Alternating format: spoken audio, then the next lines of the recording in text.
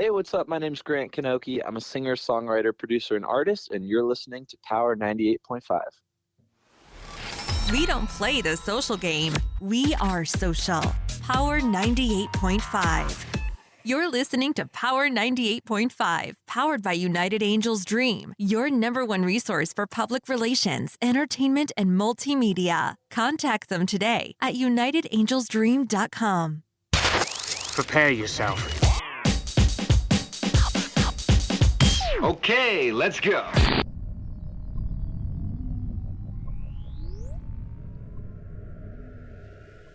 You're listening to Power 98.5, powered by United Angels Dream, your number one resource for public relations, entertainment, and multimedia. Contact them today at unitedangelsdream.com. Hi, this is Dan Aykroyd. He's progressive. He's beautiful. He's thoughtful. He's intelligent. He's powerful. He's positive. He is Stephen Cuoco on Power 98.5 Satellite Radio.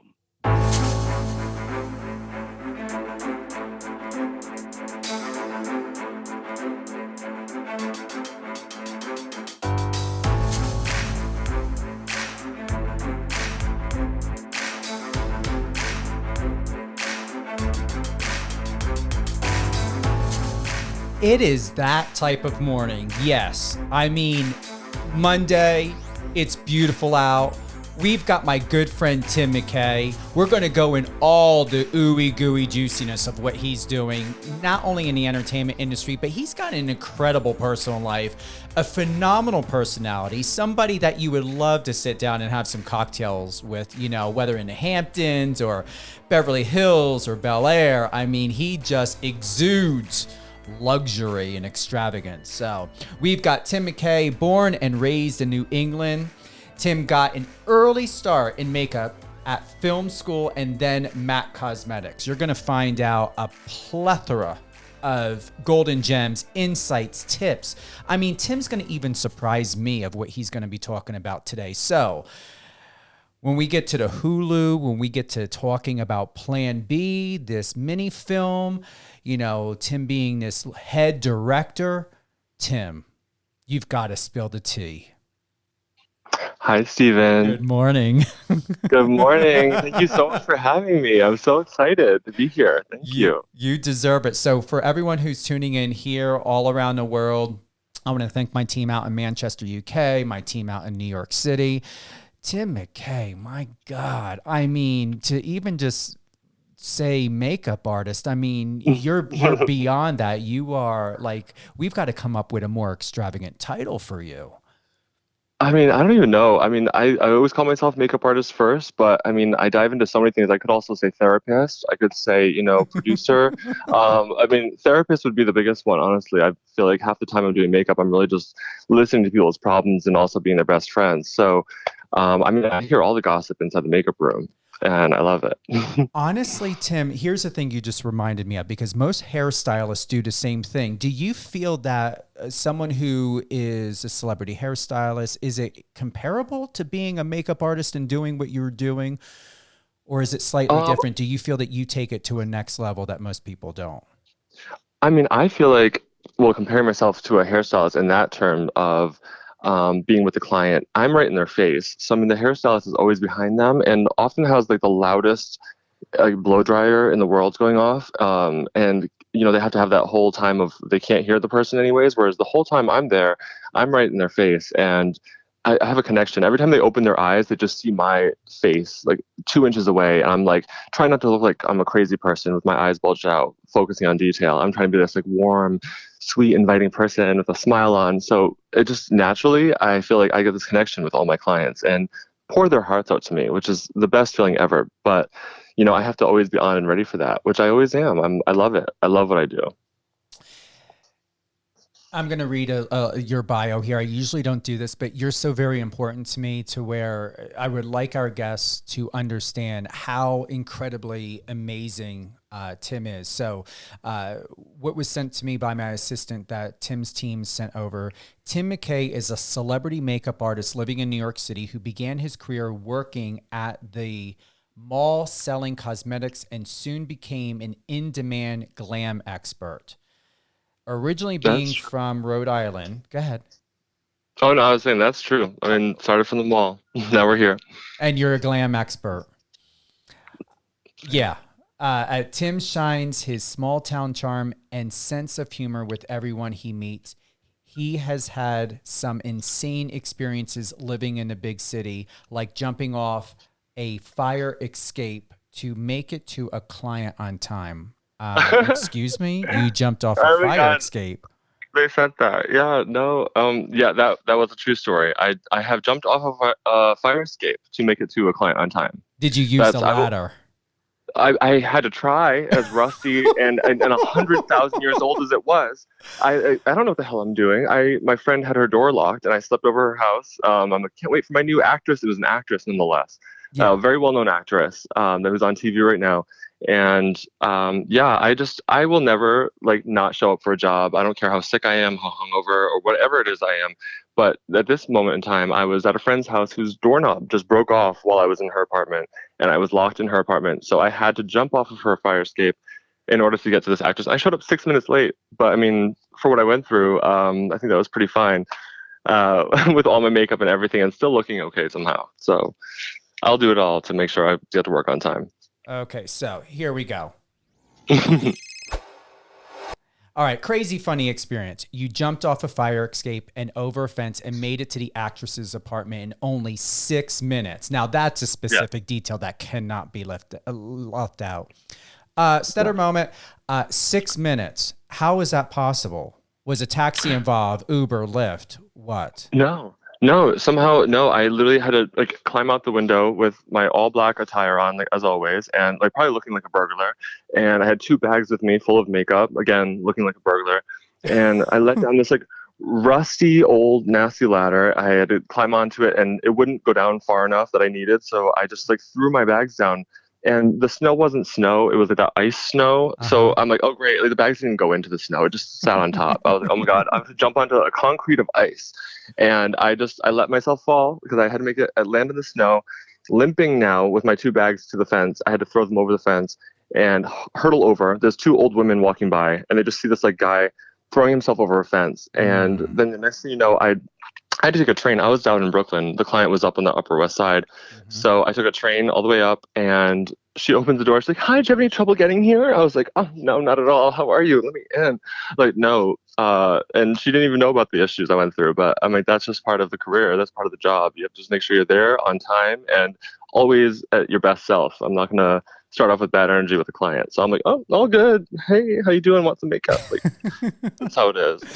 And you hit any limping or anything else that could have happened along the way? I hit it all, and I took a branch out of my hair. Like, I mean, whatever, the snow, dusted the dirt off in the snow, and like the bruises and the cuts on my knee. Oh, but so for those who are tuning in, and thank you for all my supporters, live on air with Stephen Cuoco on Power 98.5. We have celebrity makeup artist and just recent makeup department head of Hulu's original Plan B. Now we've got to dive right into that before we get to the other little gems of spilling beans of, you know, the fun, crazy, you know, Tim experiences. So bring us up to now.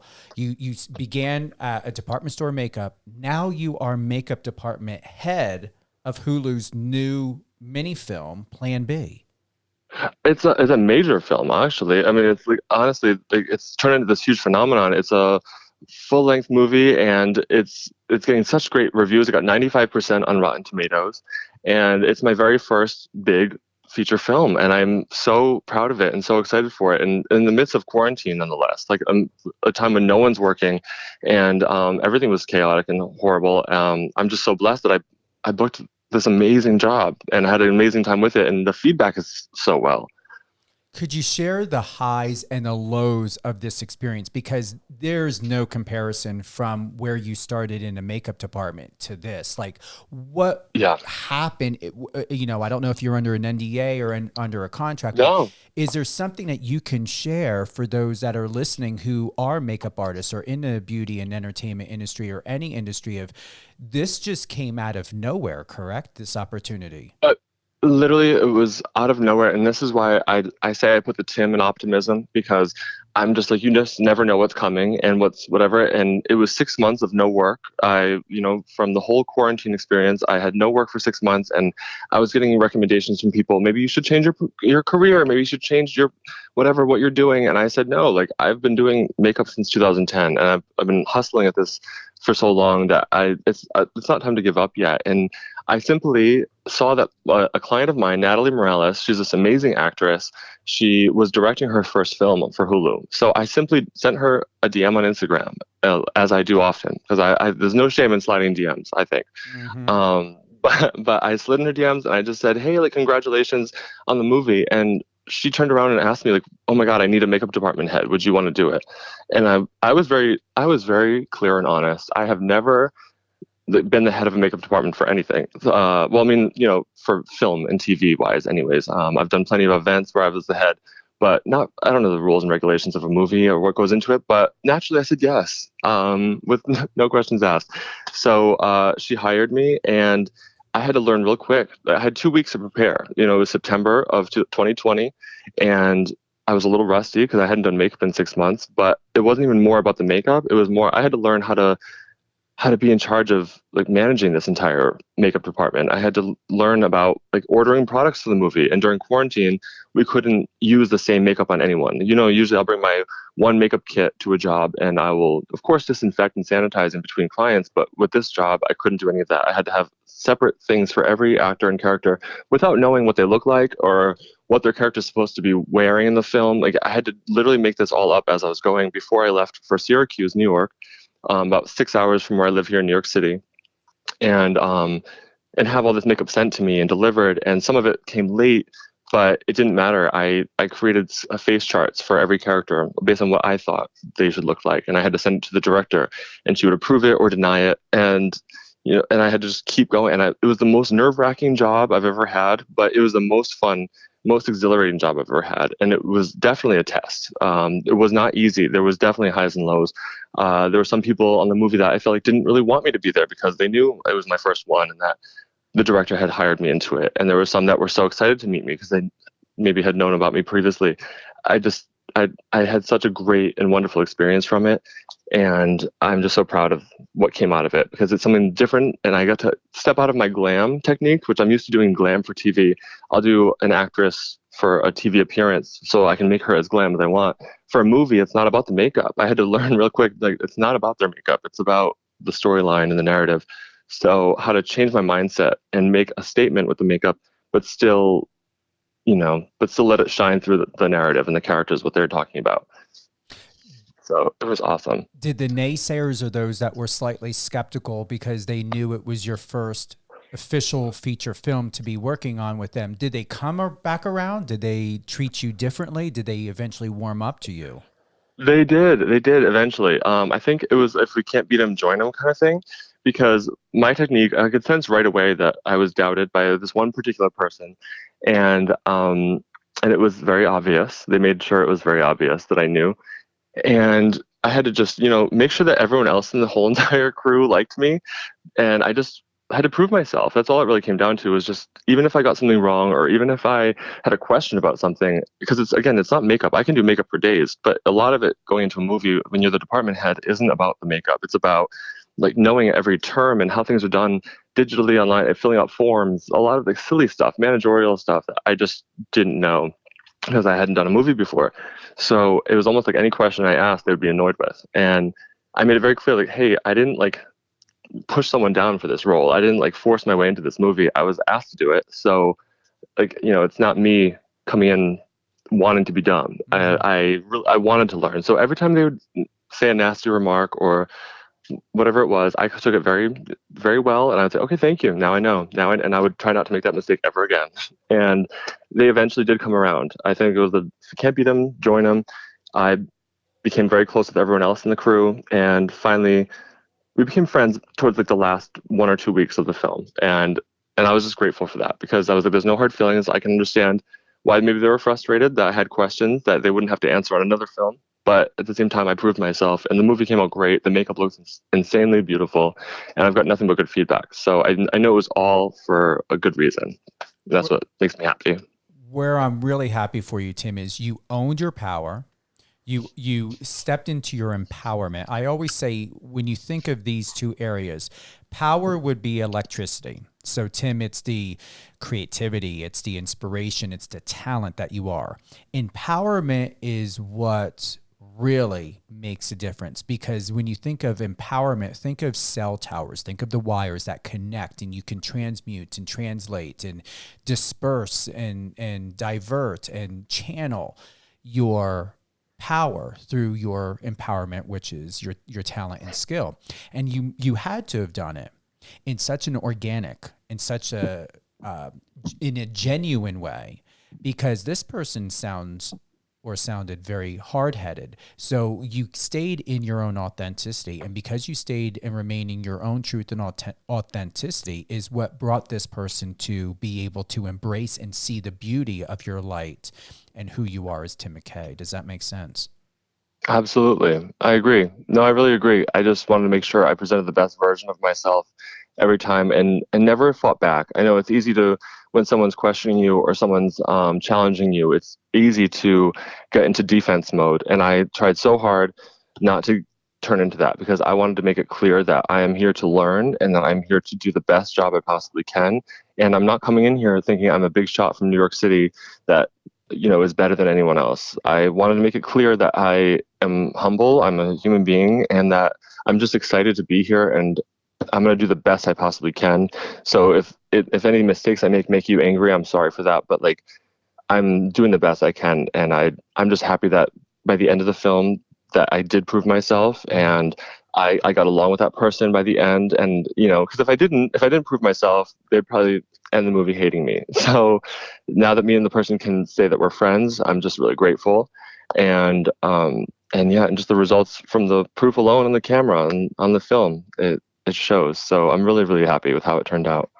We're going to go ahead, and my team is pulled up. We're going to take a listen to the trailer for the Hulu's Plan B. So, makeup department head of Hulu's Plan B, we have Tim MacKay with us today, joining us, celebrity makeup artist extraordinaire, someone who I consider a friend, an ally, who I'm looking forward to working with one day and to be on projects with, and who I'm going to sit down and we're going to be popping some bubbles and champagne and cheers and everything else. Add some chocolate, ooey gooey cheesecake, whatever may have you, Tim. We're going to have the hookup.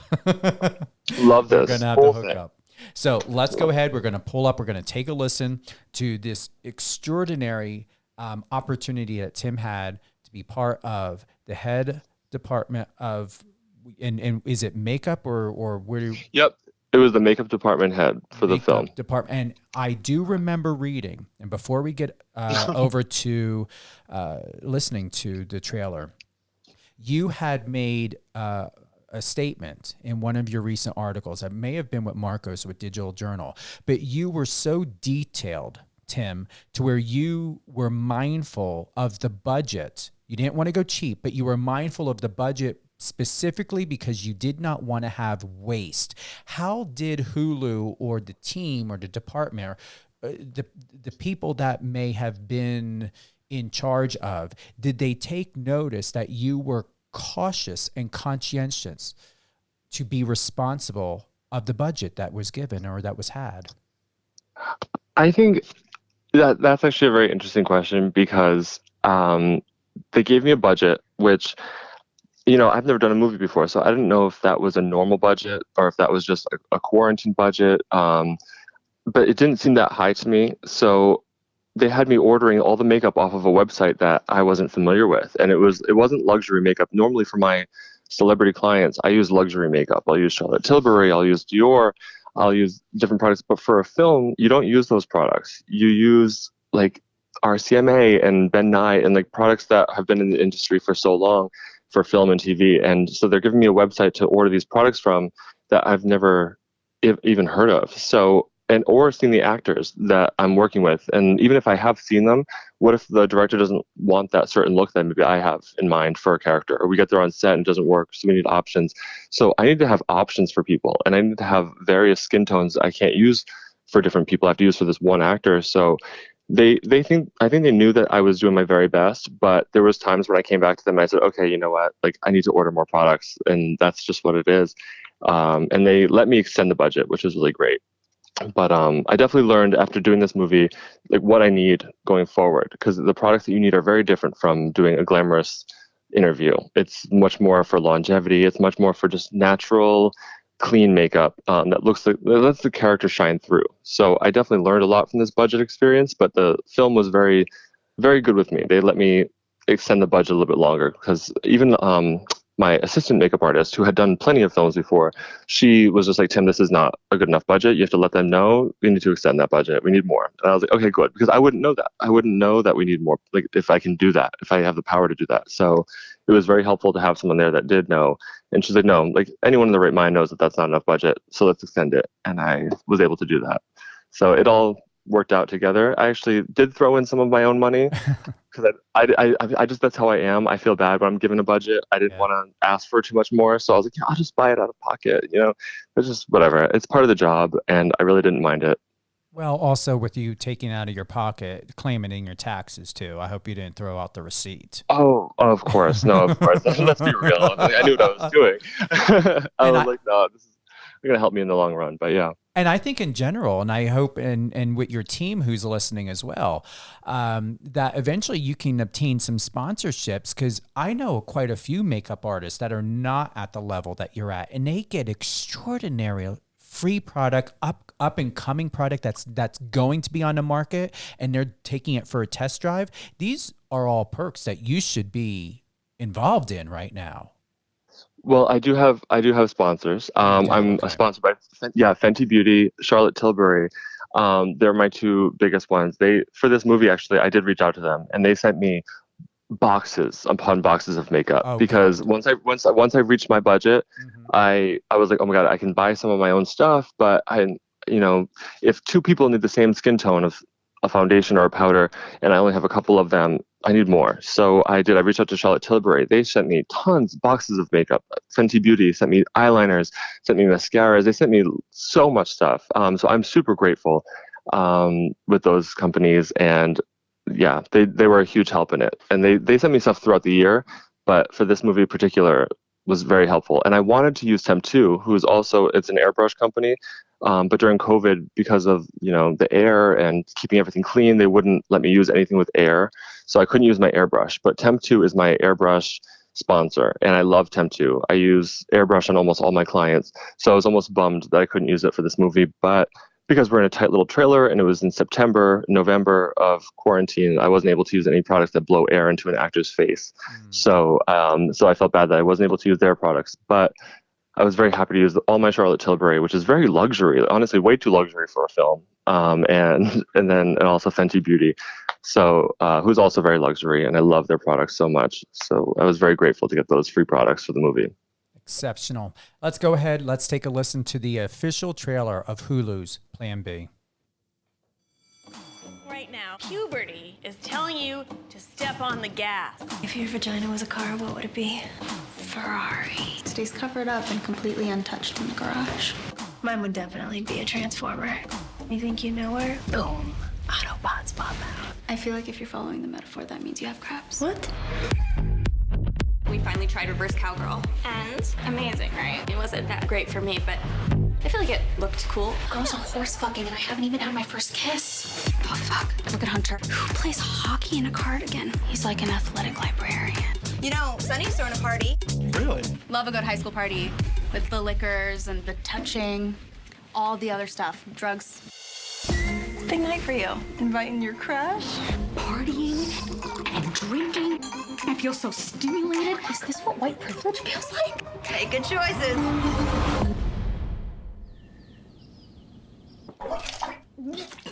Oh, fuck. Lupe? I had sex. What? You banged your crush at your own party? You are my hero. Oh, God. I was peeing and a condom fell out. What? A condom full of goo. Let's get the Plan B pill. Is there an alternative? You mean a Plan B? Sorry, but I decline to offer you the Plan B pill. Have a nice day. Let's go to Planned Parenthood in Rapid City. Hey, do you realize this is our first official road trip? Where are we on here? What do these red lines mean? This really needs a pension zone. I hate to tell you, but Planned Parenthood is probably closed for the night. My 24-hour window is closing. So the condom just fell out? I've been there. Oh, sorry. Make sure that condom fits snug. We need the morning after pill. I got one more right here. That could be anything. I got some pill. Sunny? It's like a really small chance it might be PCP. This is a fucking awesome film. Oh my god, it's so fun. It is literally so much fun. That is the best trailer. Seriously. It's so much fun. It's that teen, coming of age road trip movie that we all kind of loved from the 90s and early 2000s. And it's giving you that nostalgia. And I just absolutely love that about this film. Seriously. I feel like playing it again. I mean, it's that good. Like, I don't bullshit. When I see a lot of trailers, directors and producers, they at times want to get a pre-review or something like that. But that trailer is one of the top trailers I have seen, not just this year, but since probably 2020. Oh my God. Seriously. I hope the director's listening to this. I hope she's listening because Natalie would love to hear that. Seriously, well done. The post-editing team for Hulu that put that together, fucking extraordinary. So, thank you. Crazy and fun Tim experience. Almost knocked down Ashley Graham while rushing to a photo shoot. Yeah, that was last week. That literally happened last week. I think, it was literally last Thursday. And I was at Pier 59 Studios. I'm not sure if you're aware of it. It's a pretty big, it's a big deal studio. It's not some little place in Brooklyn. It's a really nice big place right in Chelsea, Manhattan. And I was running late for a job. Not running late, but in my mind running late. I'll get there on time, but I like to be early. So I was rushing up the stairs because I didn't want to wait for the elevator. I saw a woman getting in the elevator, and I was just like, oh, I don't want to wait with her. I'm going to rush. I'm going to go up the stairs. And I have 2 huge duffel bags of makeup in my arms, running up these stairs. And as soon as I run out, she's coming out of the elevator, and I almost knock right into her. We went face to face. I think one duffel bag might have scuffed her arm a little bit. Damn. And I look up, and it's Ashley Graham. I was like, oh, and she was like, I'm so sorry. I'm so sorry. She's like, it's okay. And just gorgeously walks on. And when we walked in the building, they told us we had to have masks on out of respect for COVID. Yeah. And she just didn't. She just couldn't have cared less. She was just gorgeous. She's like, I'm not covering this face. She walked out of the elevator glamorously, and I almost just pushed her right down. And luckily, I was able to swing my duffel bag around and not hit her, and just sit there in awe, and then also run back and make sure I was there on time to my own shoot. So that was a fun experience for sure. Paris Hilton invited me to a club at 18 and hugged by Paris Hilton. Met her in 2020 at Caesar's Palace in Vegas, and again as a makeup artist. Spill the tea. This was exciting. This was so cool. So the only time in my entire life that I have gone to Vegas was to visit my best friend, and she wanted to show me all the sights of Vegas. So she was like, let's go to Caesar's Palace. At the time, there was a huge toy store, and I was like, why would we go to a toy store? She's like, no, wait until you see it. It's a really cool toy store. It's not there anymore, but it was there at the time, and it was this huge, I think 3 or 4 floor toy store. And so me and her just walking through it. Again, I'm not really looking for anything. I'm just kind of whatever's taking the sights of this cool place. And I see a girl in black velour. Now this is 2010. So, the velour matching top and the velour matching bottom. She's stuffing toys into a big, strong man in a suit's arms. And she passes through me and my friend, and we just saw her platinum blonde hair blowing in the wind. Both me and my friend at the same time looked at each other and said, Paris Hilton. We knew it was her. And so we went up to her. Her security guard almost killed us. But we just had a big smile on her face. And she was just like, chill out. Leave him alone. She was so, so nice and so cool. And so I just asked her, I was like, hey, can we have a photo? She asked me, she's like, would you want to come to a club tonight? Paris Hilton invited me to a club, but I was only 18. So I thought that was the coolest thing. And I was just like, well, I'm 18, so I don't know. She was like, oh, well, that's not hot. And I just loved hearing like the actual phrase that she says, like hot, like hearing it in person. Well, so now that's 2010, and now fast forward now to 2020. It was right before the pandemic. I think it was February, and she was in People Magazine for an interview. So I was working there. I was doing touch-ups, and she comes in and sits down in my chair for a touch-up, and I'm like doing her makeup, just looking at her and wondering if she remembers. And I was just like, "Hey, can I ask you a funny little question?" She was like, "Yeah," and I was like, "Well, do you remember in 2010, like you were in Caesar's Palace, you were at a toy store?"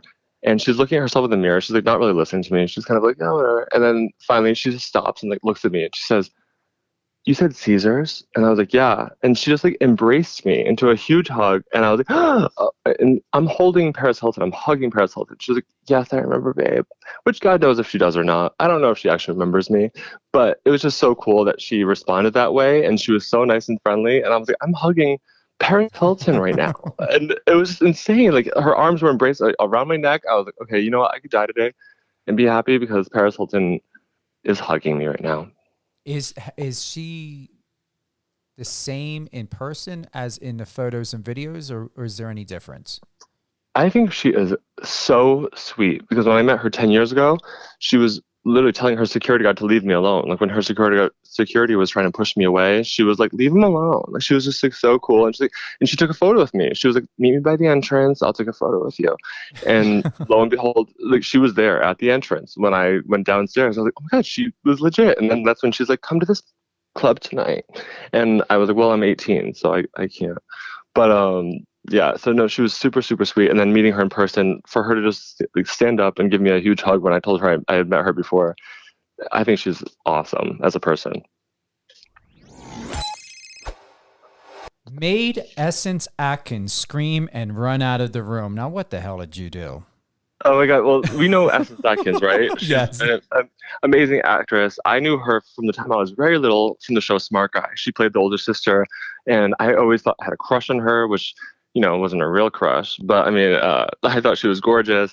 And so I met her at a very young age because my sister Amy took me to a party. She was I think, I don't know if she was married at the time, but I know either her fiance or her husband at the time, Ruben, knew of her. And so they took me to some party in Rhode Island. I guess she was dating a friend of Ruben's, my sister's husband. And so she was there. My sister told me ahead of time, "Hey, so you know Essence will be there from Smart Guy."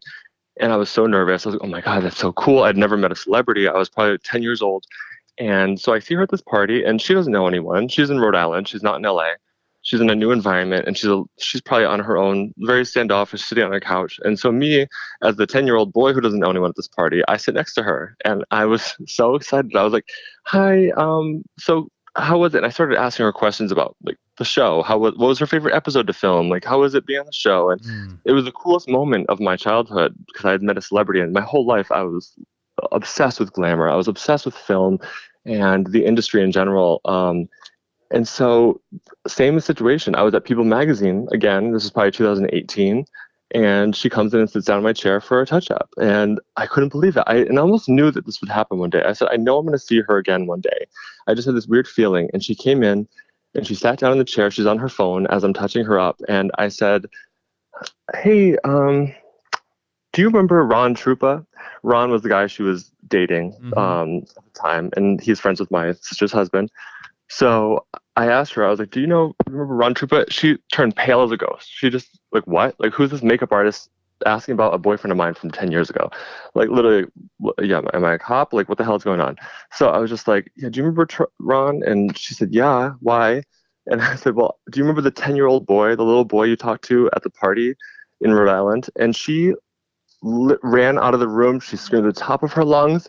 She was like, "Oh my God." She started screaming. She like couldn't believe it. She came back in with her FaceTime on with a friend of hers. She was like, "Tell me the story again. Tell me what you just told me." She was like yelling, like couldn't believe it. And I was freaking out. I was just like, "Yep, I'm that little boy that you sat on the couch with and you talked to at a party about Smart Guy for an hour, asking you like, what's your favorite episode?" Like I didn't know what to ask. I was so young. So it was just so incredible and such a full 360 moment of her now seeing me in New York City doing her makeup for People Magazine. It was just so cool. And I almost knew that was going to happen. I just had a weird feeling, and finally it came. and she was so nice. We took pictures together, and she totally remembered, and it was just so awesome.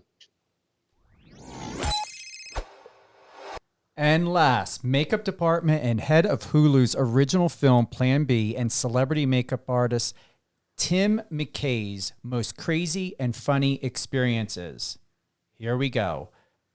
I'm a little bit hesitant to drop this one, but I'm going to do it because I got your permission.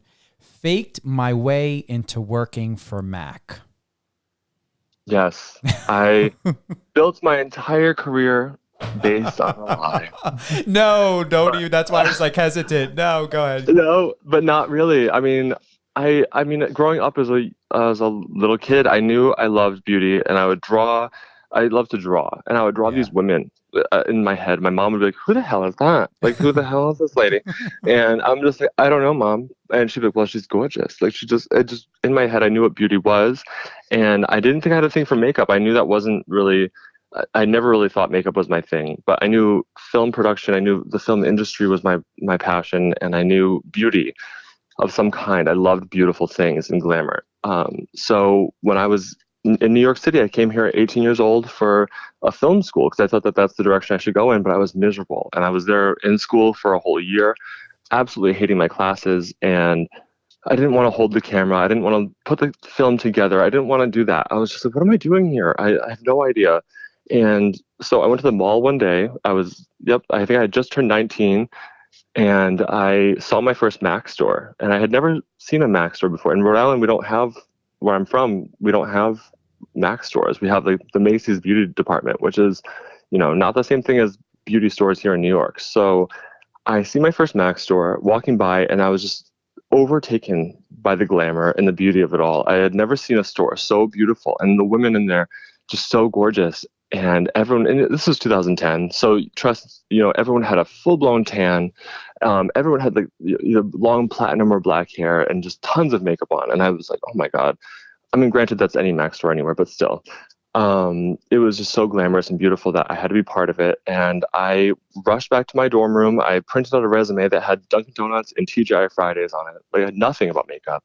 And I brought it in. And I don't know where I had the balls, but I gave them the resume, and they said, "So what do you know about makeup?" And I was like, "Well, I know there's daytime and there's nighttime makeup." But that's all I had to say. Mm-hmm. And they were just like, "Oh, okay." I think they knew that I didn't really know what I was talking about, but they were going to give me a chance to see where this was going anyways, because I was so confident about it. So they said, "Okay, we'll come back in a week and show us what you can do then." I was like, "Okay, great, I will." And I had 1 week to prepare. I had no experience. So I had two best friends telling me what they do for their makeup. And I had one girl of a light skin tone, one girl of a darker skin tone. So I got to practice on them. And for my interview, I had to wing it. I had to just literally try my best and do whatever I thought was right on the model that they had me do it on. And they gave me the job in 2010 at 19 years old. And it was just a mess. I had to learn from messing up so many people's faces, probably. Everyone's. I have no idea. I don't even want to think back to it. But at the mall that I was located in, it was the biggest, most popular MAC store in Long Island. So we had every skin tone, every age, every race, everyone, every sex, everything you imagined come in. So I really got to practice on everyone and every eye shape. And I think it was the best practice for me because I had to sell myself and act confident and believe that I knew what I was doing, even though I didn't. And I would rush up to another artist and be like, "Hey, what's her skin tone? Or which one works?" And then walk over confident as if I picked it out. This is the one. And I don't know, but I made it work. And that was 2010. By 2013, in 3 years, I had made my way into fashion shows and doing fashion show certification. And I was on Mac's Dream Team all of a sudden. So it was just insane how if you really want something, you can really pick it up quickly, especially if you have a little experience with whatever it is. I always knew I loved beauty and glamour, as I said. So I picked it up quickly, and I left the company after 6 years, and that was 2016. So now I've just been freelancing on my own ever since then. And it's just incredible that you can really do anything you want if you really love it enough, if you really believe in yourself enough, and you try hard enough. Because I had something to prove. Just like the movie I worked on, Plan B, I had something to prove the whole time. So I feel like my best experiences in life have been from not knowing what the hell I'm doing, but being like, you know what, I'm gonna do it anyways because I care about it, and just going forward and really just trying to prove myself the whole time and knocking the socks off people. Okay. We got a question. Ashley, who's 36 in Manchester. Does age play a factor when trying to break into the makeup industry? And I'm assuming that she means like in a way that you did it. You just shared of what you had done with MAC Cosmetics. So what, I know we haven't dropped your age. You don't have to, but she's 36 and wants to know, does age play a factor when trying to break into the makeup industry? It sounds as though that she's either getting ready to or planning on it or something. No, I would say no, it doesn't, because I would say if she's 36 and she wants to start makeup, good for her, because by then she can really maybe fake it the way I faked it. And I had to fake it at 18 years old. So at 18, if I was able to tell people, oh, I've been doing makeup for 5 years and believe that, I'm like, what was I, 13 when I started? Like, I don't know. So I sold it. You just have to be confident. That's what it really comes down to, is just your confidence level. You don't have to lie. I'm not saying that anyone needs to go out there and lie to people at all, but just be confident in what you're doing, because as soon as you show your nervousness or you ask why, like, well, if someone's like, well, how long have you been doing this? You say, well, why? That seems nervous. So just be confident, and just if it's been a year, or if you've been loving makeup and doing it on yourself for years, just throw out that number, whatever it is. I just say sound confident with it, because it doesn't matter how old you are. If you're super young trying to start out, if you're in your mid 30s or 40s or whatever it is starting out, just be like, no, I've been doing it for about, throw out a number. I lied, because sometimes it makes the customer feel a little bit more comfortable, but just sound like you're on top of the game no matter what your answer is. I like that. Seriously. That's an excellent answer, Tim. Thank you. No, thank you. I mean, I was literally 18 with no experience, and I'd be like, oh yeah, I've been doing this for like 5 years now. And they end up loving the makeup. And I'm like, oh, they have no idea. I just started 3 months ago, like in general, like 3 months ago with makeup altogether. So go ahead. No, that was it. You never know. just sound confident. That's all it really comes down to.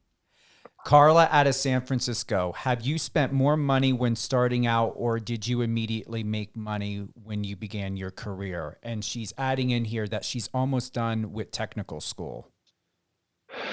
I did have to spend a lot of money starting out, but I did it the best I could. I mean, when you're starting out, you have to have all your own makeup in your own kit. Mm-hmm. And at the time I worked for MAC, so I was lucky that I got 60% off discount.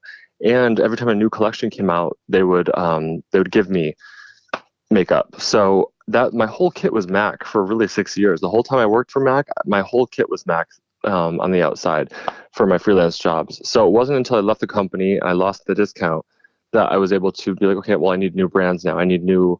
I want to show that I'm diverse in what I do.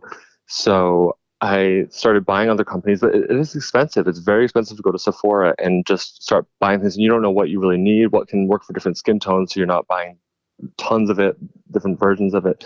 So that was one thing, but it really just takes a few great jobs for you to be able to be like, okay, you know what? Now I can reach out to companies, and it doesn't hurt to try. I just started emailing brands like Sigma, and I Makeup Forever and Fenty Beauty, and just emailing them and showing them hey, this is what I'm doing right now. This is what I'm working on.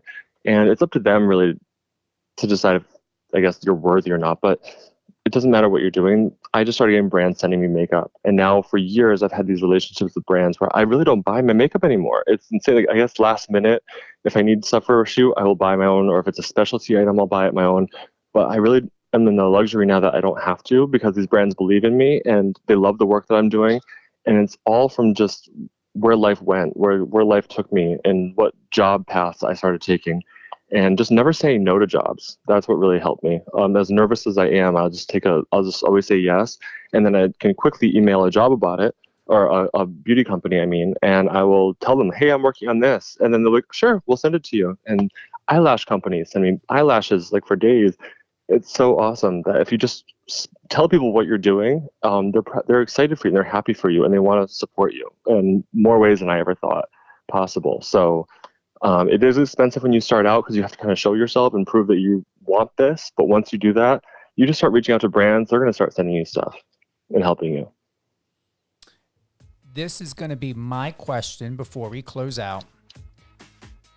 Do you have to be, or how concerned do you need to be when purchasing makeup products, or even if they're donated or sponsored? Expiration date, how imperative is to pay attention to that, and can you go past the expiration date? And second, does temperature play a clear role when it comes to the longevity of the makeup that you're using, and does it affect travel? Like, do you need to keep it at a certain temperature? Is there a certain bag or box or travel kit or something you need to do to preserve the quality of these products? Yes, actually, expiration dates and the longevity of a product is very important to know as a makeup artist, because I think we've all had a client that told us, oh, I have a mascara, I haven't used it in 8 months, and I'm going to use it tomorrow for this big event I have. Mascara goes bad. The mascara is what you put on your eyelashes to make them fuller. I'm not sure if we all know that listening, but we all, it goes bad in about 3 months or maybe less, about 6 weeks or 8 weeks. So certain things need to be thrown away. And on the back of each box of a makeup product you have, it'll have a little picture of it looks like an empty container that's opened, and it'll say 6 on it, or it'll say 12. It'll pretty much say when the product goes bad, and that's very important to look for, because as soon as you open it, that's the life of the product. So especially for liquids, anything that's liquid or cream, that is going to expire much faster than a powder. Because I've had some powders for years, for a couple of years now, and they're totally fine to use. But for liquids and creams, you really need to be mindful of the time since you opened the product, since you opened and pumped something out or opened the cap of the seal, because those will expire on you, and your face won't melt off if you use it, or you won't go blind, but there could be bacteria build up in there. You could break out, and it could just not look good. You could put it on, and an hour later it's all breaking up and falling apart. You don't know why. It's because it's 3 years old. So it really just does depend on when you open the product, but also the heat, like you said, the heat and the cool temperatures are really important. So there's a lot of times I have to shoot in LA or on a beach, or I'm going to be in Mexico next year doing a big gig. So for those jobs, I have special bags that are almost like a cooler, and they'll have like heat temperature control inside of them.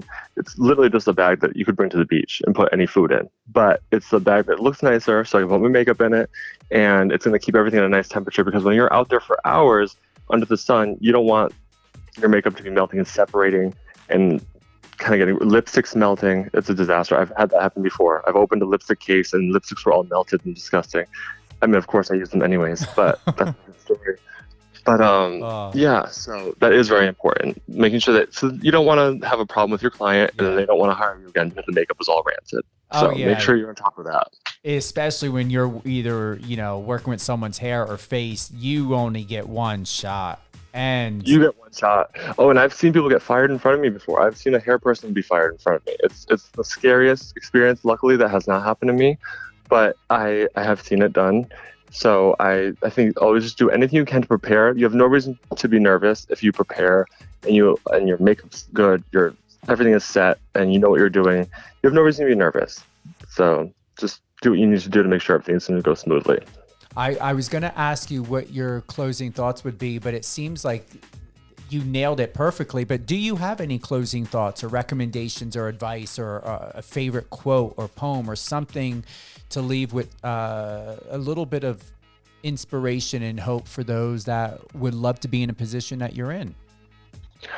I just say, and I never want to sound corny or cliche, but I really do believe in just believing in yourself and not letting your surroundings of where you came from or even what you currently love to do stop you from maybe wanting to do something else in the future. I think a lot of us put ourselves into boxes and we think that like, oh, I love soccer, so I can only play soccer now going forward, or I love something else and technology, so I can only work in technology. But you secretly have another dream, and I think it's never too late to be able to take charge of those dreams. And it's never too late to go to school. When I dropped out of college, my dad even told me, I said, Dad, I'm making a huge mistake. And he said, no, you're not. Life is full of choices, and you just have to be confident in that choice, and then see what the consequences end up being. And thank God he gave me that advice, because I dropped out of school and I became a makeup artist, and I was nothing back then in 2013 or whatever it was. So just to see my progression since then, you really can do anything you want. And I thought I came to New York for film production, and lo and behold, now I'm working back in film production, which is my dream. I just didn't want to hold the camera, and I didn't want to edit the video together, but I knew I wanted something in that realm. So you don't need to have a clear focus of what you want to do. You don't have to know exactly what you want. You don't have to have a set goal. You just have to know what the general idea is that you want, and then you can make it happen. And even if you're tied to something else, you can be a soccer star and also become a beauty queen. You can do anything you want. And I just think that's really important for people to know, because I think people will limit themselves based on what they're currently doing or what they set their goals out already to be. And I'm like, no, you can have more than one goal. You can do more than one thing. It just let yourself be open to it and receive, and always say yes. Whenever you're offered a great opportunity that might lead you to something great, don't say no to it or try to look for reasons why you can't do it. Always say yes to it. That's advice I got at a young age. And because I say yes to everything without sometimes knowing what the hell I'm doing, I've gotten great, amazing experiences from that. So always say yes if it feels right in your heart. And even if you don't think you're ready, just go for it. Who would you like to give a shout out to? I want to give a shout out to my niece, Isabella, my dad, Jim, my sister, Amy, my mom, and just all the people that are listening, all the great people that have helped me. Gloria, who hired me at MAC Cosmetics. Gloria is the woman who hired me that I had no experience with. Patricia was my first agent. She hired me and got me out of working for cosmetic retail. And then my current agent, Michael, from The Only Agency, who keeps me going and hires me for these amazing actresses all the time. So just, and to you, Stephen, thank you so much for having me here. Oh, you're welcome. Listen, you deserve it. Would you like to give some additional drops? Social media, where can people connect to you? Email, number, agent, agency. What's the main go-to to get you booked, to get you highlighted, so that people can look their best, feel their best, and know that they're going to get someone and to work with someone that is in it to win it for them? I say your best bet is to just go right to my Instagram account. I mean, nowadays, people are asking for my Instagram more than they're even asking for my website. So just go to my Instagram. It's Tim MacKay Beauty, TIMMACKAY Beauty. You can DM me. I never turn down DMs. So just shoot me a DM and I'll either direct you towards my agent or to my manager, Drew, who's another shout out I want to give. Thank you so much, Drew, for publicity and management. Thank you, Andrew Rosso. And so I will point in the direction of who, or sometimes I'll even just handle it myself if I need to. If I know it's someone that's working out of pocket, I'm not too good for anything. So I always will make it work for whoever needs to hire me. So I'd say Instagram is your number one best bet. And yeah.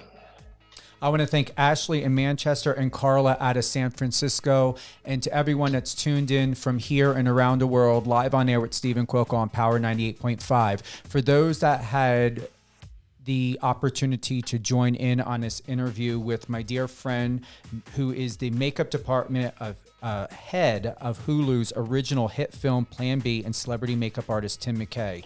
All of these golden gems and tips, even down to what Tim shared from the question that I had when it comes to temperature and traveling and expiration dates and everything. This is like a quick ed school of being a top leader, an educator, an influencer in the world of makeup and beauty. Whether you've worked with someone that's considered a celebrity, A-list, B-list, C-list, or not, even if you're working in the industry of weddings or beauty pageants, whatever it may be, these tips that Tim has offered today are invaluable. So Carla, Ashley, if you want to share this with your friends, family, colleagues, Carla, you coming out of or almost being finished with tech school. This episode will air Tuesday and Wednesday this week, Tuesday and Wednesday, the 13th, Tuesday the 13th, Wednesday the 14th, 8 a.m. Eastern Standard Time and 2 p.m. Eastern Standard Time. So no matter what time zone you're in, and Ashley, my friends, family out there in the UK, that are 6 hours ahead. So you got to figure 2 to 3, 3 to 4, 4 to 5, 5 to 6, 6, 7. So 8 o'clock. I know you guys are still up. However it may be, share it. Let everyone know what time zone they can tune in. Central, Pacific, Mountain, wherever. This information that Tim has offered today, and he's going to be coming back on again and again and again with many golden gems. Thank you. It's going to help make people's lives easier because and why I know about your industry to have asked those questions, Tim, about expiration and about temperature is because most people, and I'm not speaking for people that are in school or university or tech school or whatever for your style of work and expertise, but even moms or teenagers or whatever, most people don't look at the expiration date. I've had makeup artists who've told me that even in department stores or pharmacy stores, you know, a lot of times when you see makeup on sale, how many times does someone look at, well, it's on sale because it's going to expire in a week? Yes, it's going to expire. Absolutely. And people would come in and often ask for the tester. If we didn't have the actual product for sale, they'd say, well, can I have that tester? Just sell it to me. I'm like, well, I don't know when this was opened. I don't know how long this has been around for. So like, you're really taking a risk by trying to purchase this right now, which we wouldn't let them do. But I'm just saying, like, you don't realize as a customer how bad that could be and how many germs it could be or how long that was open. So it really is important to think about how long this makeup has been alive for. Put it on your face. Here's another golden question that I have that I just thought of. When it comes to the efficacy of certain makeup brands and products and their formulas, when it comes to temperature, quality control, expiration date, and all of that, depending on a person's skin type, depending on the efficacy, and once again the age of the product, could it cause skin issues or problems because of degrading or lack of mixture or anything? Could problems come out of, exposure?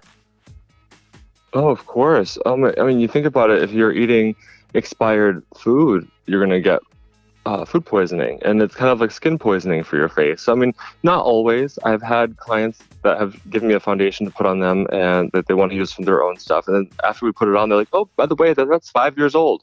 I'm like, what? Like, I couldn't tell. But you don't know, even though if it looks great, you don't know what's happening inside of there. If certain things are breaking down or if bacteria has built up over the 5 years that she owned this foundation. Mm-hmm. If air gets into it, we all know, air is what makes food expire. Air is what's going to make your products expire. So if it's something you've opened and air gets into it, I don't care if you shake it all together and mix it around and it doesn't look gross anymore and like broken up and scary, it's still going onto your face. So like, you really need to think about that. Even if you like trick yourself into thinking, oh, it's fine, I'll just trick it up, it could still be bacteria floating around in there that we don't see. So I say, just when in doubt, throw it out, just like food. With anything you're putting on your face, don't complain about acne if you're putting on a 100-year-old foundation. That's all I'm saying. Thank you very much. Tim MacKay, my good friend, who is recognized as you are. Listen, we are. I'm not bullshitting you. He is known. Thank you so much. You are welcome. Makeup department's head of Hulu's new original hit film, Plan B. Watched the trailer, played the trailer, super freaking funny. Seriously, the best editing team that has put together one of the top since 2020 that I've seen, top film or movie trailers, whatever you want to call it. He's also a celebrity makeup artist. Tim MacKay. Tuesday. Thank you, Steven. You are welcome. Tuesday and Wednesday, 8 a.m., 2 p.m. Share it, listen, get this information out there. Everyone needs to know about all of this fantastic professional advice from one of the top leaders in the business. This is why he's sought after. Tim, anything else you want to share or close out with before we go? I just want to say to you, thank you for having me, and I can't wait to be back here to share more of my Tim's tips and tricks. Tips and tricks. Did you have a little? Are you like me? You had a little bit too much coffee today? Oh, always. I mean, it is too much coffee, though. Let's be real. I mean, yes, of course. Thank you so much, Steven. No, I'm just excited to be back. This was so much fun, and And yeah, I always love to take questions from anyone. So if anyone in the future knows I'm coming on and they want to ask me more makeup related questions or industry questions about how it all works, a lot of people don't tell you this stuff. And I didn't have a mentor in this industry. I did it all myself. Of course, with help I got along the way, but I didn't have a person the whole time helping me through it. So I speak at makeup schools, I speak at makeup events and fashion events, and I always take in any students that come to me afterwards and they need help or they want to stay in touch with me. I have students that I've been talking to for 3 years, 4 years, like my student Grace. I have a bunch of them. So I'm totally happy to always be there as a mentor for anyone because I know how it was not having one myself. So I love to take these questions. And then even if you had an episode full of questions from people, I'd be totally down to take that. So I'm happy to be helpful any way I can. And even bringing on a live caller, too, for a question. I would love that. I'd love that. Put me on the spot. Shake me up a little bit. I'm here for it. Oh, you nailed this interview. I'm going to tell you that right now. Oh, thank you. Nailed it.